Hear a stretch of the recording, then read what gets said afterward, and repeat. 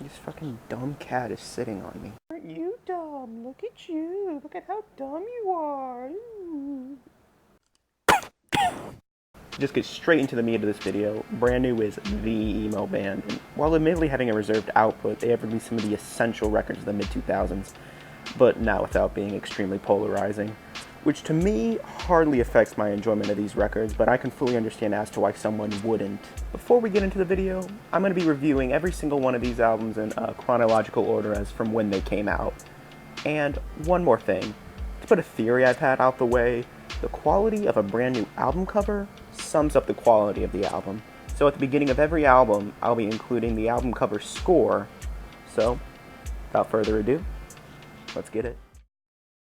Your favorite weapon.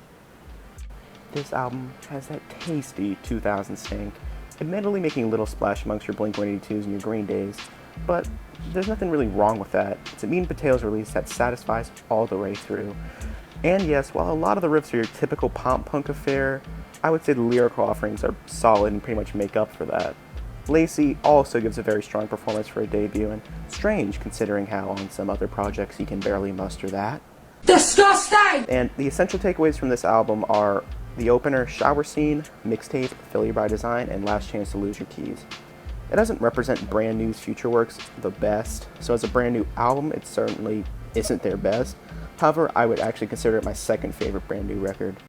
Yeah, I just realized how stupid that sounded in post. I meant to say it was my least favorite of theirs stylistically, but it's my second favorite album of theirs as an album, if that makes sense. So, yeah, I'm dumb.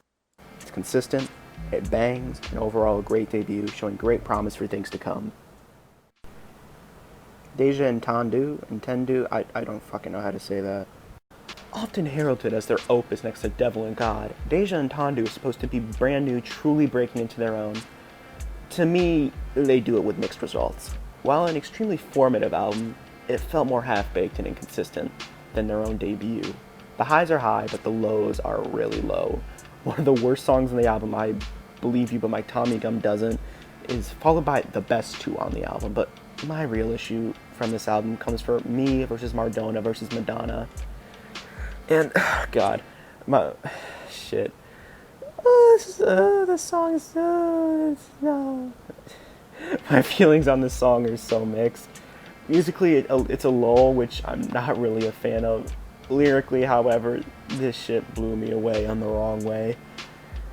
I'm all for separation of art and artist, but this takes it to a certain level that really makes me uncomfortable.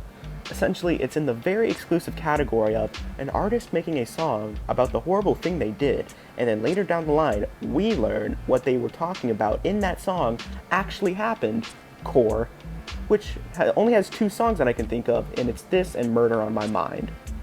And to those unaware, the song is about lead singer Jesse Lacey date raping people, and a few years later, guess what everyone figured out?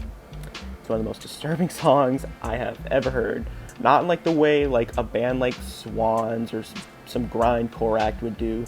No, this song is legitimately unsettling and wrong. The artistic merit of this fucking song, Jesus, this song got me fucked up, man. I can barely read off this shit, man. The artistic merit of this song, I can't figure it out. Like, I guess since it's art, it has it, but fucking why would you make this song? And right now I feel like my grandma.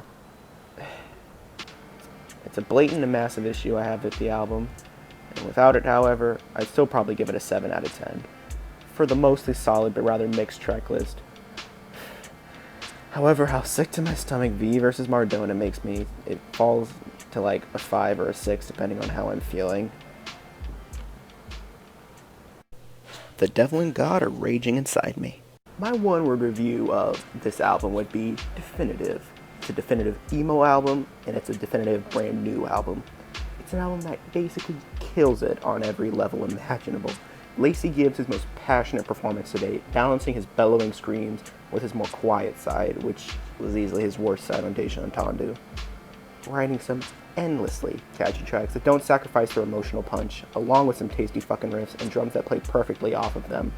These epic chord progressions perfectly capture the grand themes of religion that he goes into on this album, but also acting accordingly to Lacey's more personal moments of weakness and self-hatred.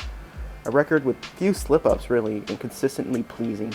Even the slip-ups on the album have grown on me over time.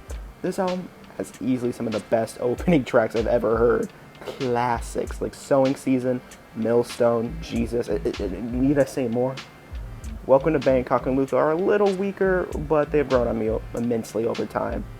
It's just shy of a perfect album, but just because of their weaker moments and the pointless untitled track, which, can we talk about albums having just random untitled tracks? Like, even my favorite albums of all time, fucking Turn on the Bright Lights and In the Aeroplane fucking have these for some reason.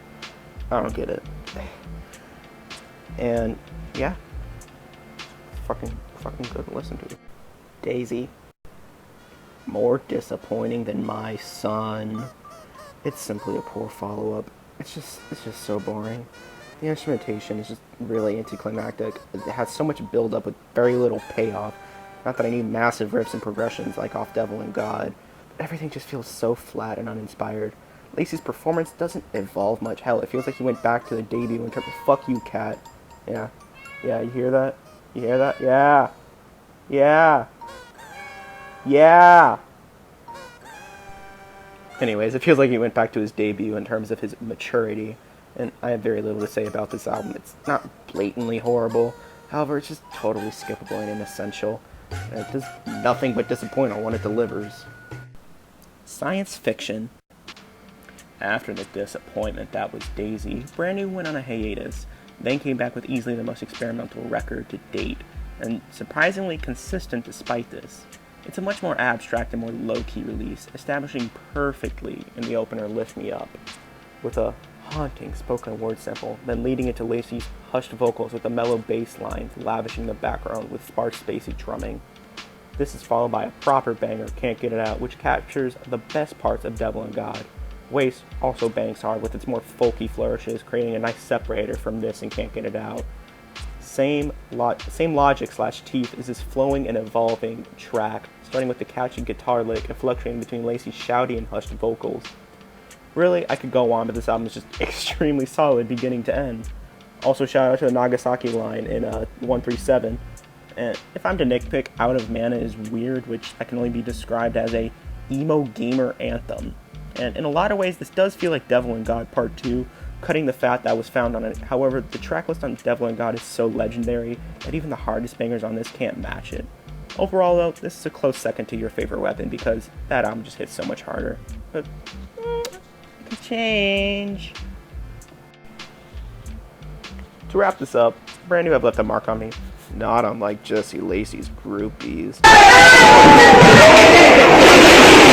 They've served up not only some of the best emo, but some of the best rock in general.